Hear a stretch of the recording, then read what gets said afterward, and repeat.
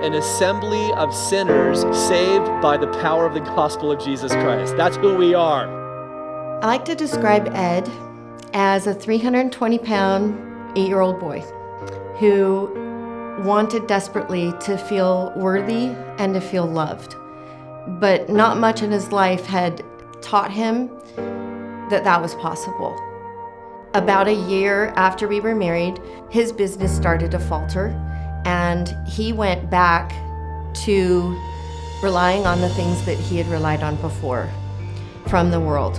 And it got to a point where I knew that I needed to step back and let the Lord work on him.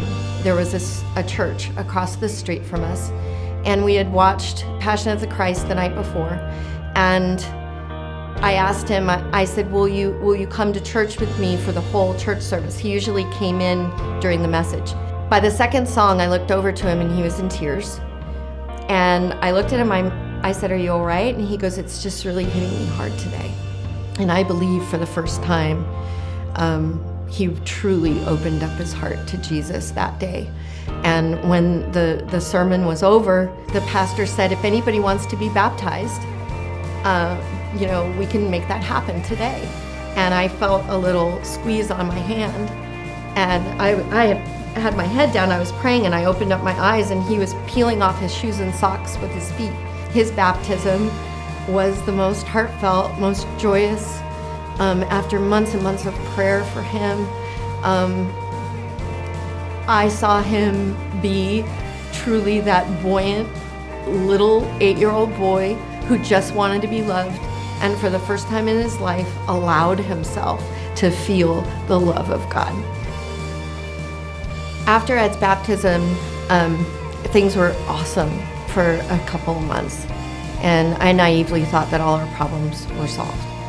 When he started descending back into the worldly ways that he had been rescued from, I knew that it was a spiritual battle. On May 20th, 2018, he and I got into the car to drive to Calvary Chapel, Las Vegas for the 9 o'clock service. But when we got into church, he sat down instead of standing up to worship. And only seconds later, he slumped over and he fell into my lap. And it's all a blur after that. The next thing I remember is I was in the foyer and this woman had her arms around me, and I couldn't let her go.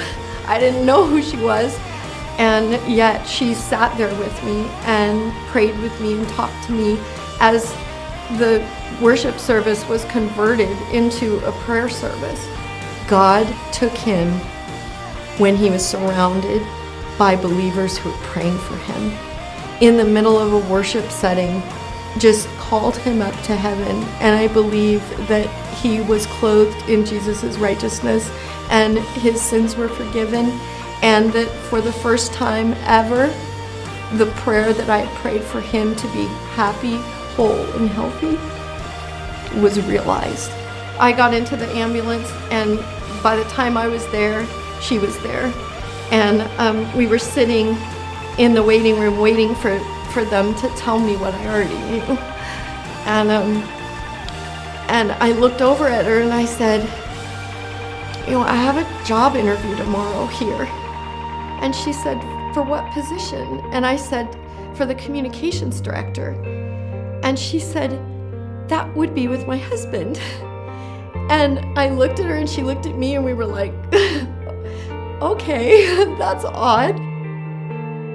After they told me that Ed was gone, I went in and I gave him kisses and hugs, and it was really hard for me to leave him. And the woman who had been holding me this whole time was there still, and her husband was there, Pastor Tim. So it was Kathy and Pastor Tim had also brought Nikki Monto. They were there surrounding me as my new church family, and they ministered to me, they listened to me cry, they gave me hugs, they prayed with me, and they made me feel like I wasn't alone. And it was amazing, and it's just a testament to me that God does know what he's doing all the time that even though it was tragic, and even though it was difficult, and even though it was probably the worst day of my life, it was also amazing and beautiful.